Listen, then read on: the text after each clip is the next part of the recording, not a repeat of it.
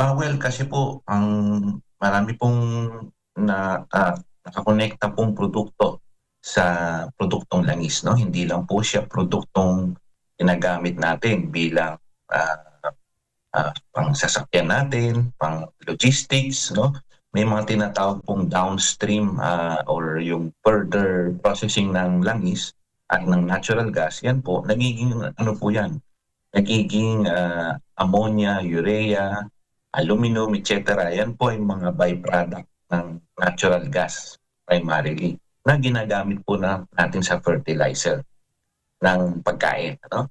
So yung, dun po sa Middle East, yung oil per se hindi po yan nagiging pagkain, nagiging fertilizer, pero yung natural gas.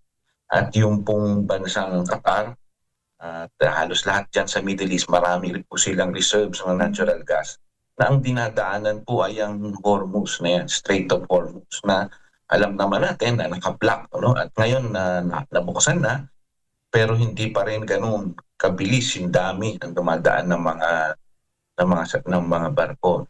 So ang ibig sabihin nun, dahil pong mahigit almost 1.5 months po na wala pong lumabas na fertilizers na mga feedstock na gagamitin sa fertilizer, nanganganib po yung ating mga magsasaka, hindi lang sa Pilipinas but around the world, 'no? Lalo na po dito sa Asia na umaasa sa fertilizer diyan, na pagka hindi dumating yun sa kanila on time, sa kanilang panahon ng pagtatanim, hindi po sila makakapag-ani ng madami like before, 'no? Kumbaga kung basic at kung ano lang yung meron sila. Tayo naman po dito sa Pilipinas, hindi po tayo generally umaasa o umaangkat sa fertilizer o ammonia o urea diyan sa lugar na 'yan. Pero dito po tayo umaangkat sa China at Indonesia na malapit lang sa atin. Kaya lang dahil po meron nga pong kakulangan sa global supply, nagtaas na po ang presyo ng fertilizer ng mga 40%, 'no? Malaki pong taas yun. At dahil po dun, at siyempre tumaas din yung cost of logistics, 'no, pag-transport ng mga produkto nila, yung mga nagtatanim sa tractor nila, et cetera. So tumaas po ang cost ng pagtatanim, bilang po ng pallet ng kahit anong gumagamit ng heavy fertilizer sa kanilang pag-ani. So dahil po diyan, nakakakita po tayo ng posibilidad na ang mga magsasaka na maliliit o yung small farms, hindi nila kaya yung cost. So either hindi muna sila magtatanim, madi-delay sila, alright, dahil mahal. So kung madami pong ganyan ang mag-delay, siyempre kukulangin po ng output o ng production sa ng ani. So dapat, sa panahon po 'to, pag-isipan natin.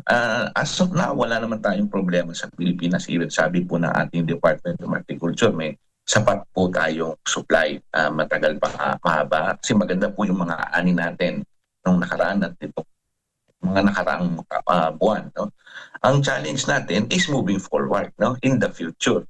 So ibig sabihin kung ngayon, okey tayo, hindi po tayo puwedeng Yes. magpakampante dahil paano magtatanim na naman tayo. So kung mahal po yung ating pataba, yung inputs, mahal po yung ating, diesel o yung mga gamit natin sa tractor at iba pa, ay hindi lang sa ano, 'no, pati yung ating fisheries na mahal po ang para palaot sila. So yung po ang kailangan, tingnan natin na kapagka hindi po kumilos yung ating mga magsasaka at mga mangingisda, ngayon, so in the future, kukulangin po tayo ng supply. Yun po yung ibig sabihin nun. Hindi po siya krisis, pero maaring dumating doon kung hindi po natin, agapan or maghanda po tayo. It's like more of a preparation rather than krisis na. Wala po tayong krisis, 'no?